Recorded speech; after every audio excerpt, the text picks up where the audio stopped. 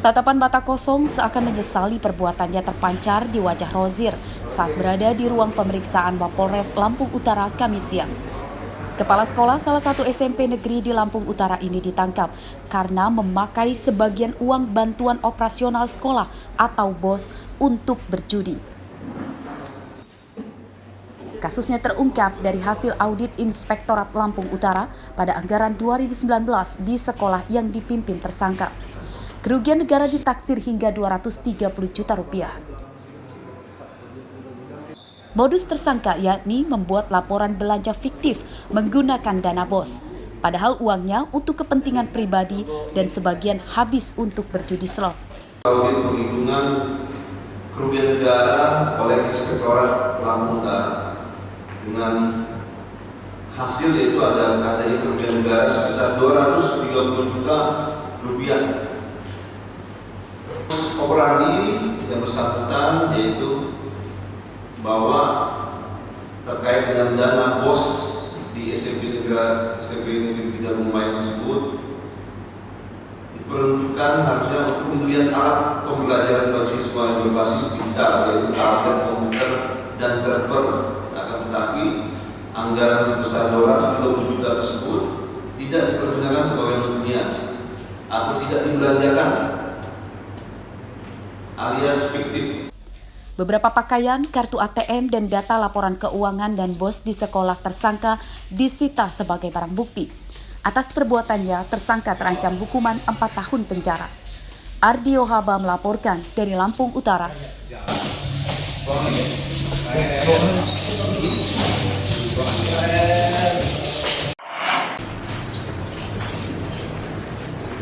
Dua pemuda Paoga di putaran arah 2 jalur Jalan Gajah Mada, Tanjung Karang Timur, Bandar Lampung ditangkap polisi karena menganiaya seorang pengendara motor. Tersangka bernama Femas Bagus dan Tubagus Rizky, berusia 20 tahun, warga Jagabaya 2, Bandar Lampung. Satu dari Garuntang. Yang Paoga yang mana yang sering ngoga? Jagabaya, satu dari Garuntang. Penganiayaan itu terjadi ketika korban menegur para tersangka yang aksinya malah membuat kemacetan arus lalu lintas. Tersangka yang tidak terima tuduhan itu langsung mengeroyok korban hingga babak belur dan dibawa warga ke rumah sakit. Setelah berhenti mereka bercecok mulut dan 2 orang melakukan tindakan kekerasan kepada saudara Rudi Darmanto. Akibat itu Polsek Tanjung Karang Timur melakukan tindakan, ya.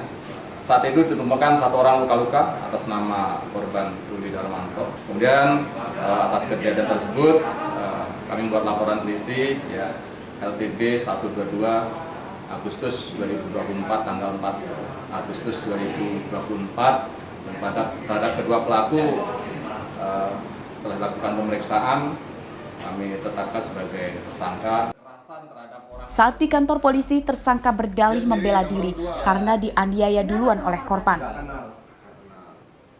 Nah, dari situ teman saya ini langsung dipukul. Saya spontan melihat teman saya dipukul kayak gitu, ya saya ngebantu teman, Pak. Oh, pakai apa? Pakai kunci motor itu? Nyabut kunci motor itu, serasa saya udah masuk ke kantong, katanya masih nyangkut di tangan. Itu jadi saya tidak sengaja. Kenapa itu? Iya. Baju yang dikenakan korban dan kunci kontak motor tersangka yang dipakai untuk menganiaya korban disita sebagai barang bukti. Akibat perbuatannya, kedua tersangka terancam hukuman 5 tahun 6 bulan penjara. Robi Laste melaporkan dari Bandar Lampung. Oke, baik. Terima kasih. Masyarakat perlu berhati-hati menilai notaris supaya tidak menjadi korban penipuan.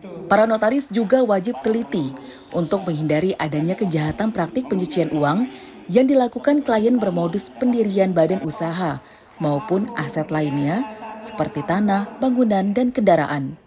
Hal ini disampaikan pada kegiatan Nasional Ikatan Notaris Indonesia di sebuah hotel di Bandar Lampung Kamis siang. Para notaris harus melek teknologi dan mahir menggunakan aplikasi. Jika notaris mengetahui ada transaksi mencurigakan, harus melaporkannya melalui akun resmi yang dikelola notaris sesuai aturan. Acara hari ini adalah untuk mengambil rekomendasi-rekomendasi yang mana untuk perkumpulan dari Ikatan Notaris Indonesia maupun aspirasi dari anggota-anggota yang ada di seluruh Indonesia melalui pengurus daerah, pengurus wilayah, dan tentu untuk sampaikan pada saat nanti rapat RP3YD nanti. Dan mudah-mudahan ini adalah untuk kelangsungan kesinambungan dari organisasi Ikatan Notaris kami yang kami cintai ini.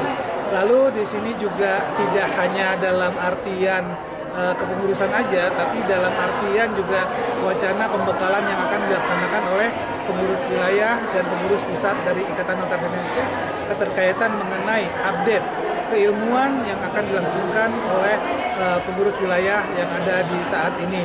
Untuk prinsip kehati-hatian ini kan ada dituangkan awalnya adalah pada saat pemerintah Republik Indonesia ingin masuk dalam satu organisasi FATF namanya anti money laundry ya, anti pencucian uang.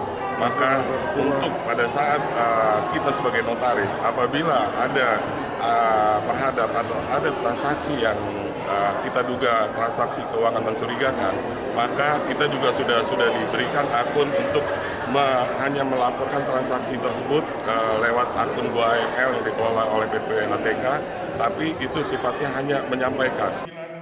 Pada kegiatan ini juga ditegaskan meski bukan penegak hukum, notaris perlu dilindungi undang-undang dalam melaksanakan tugas.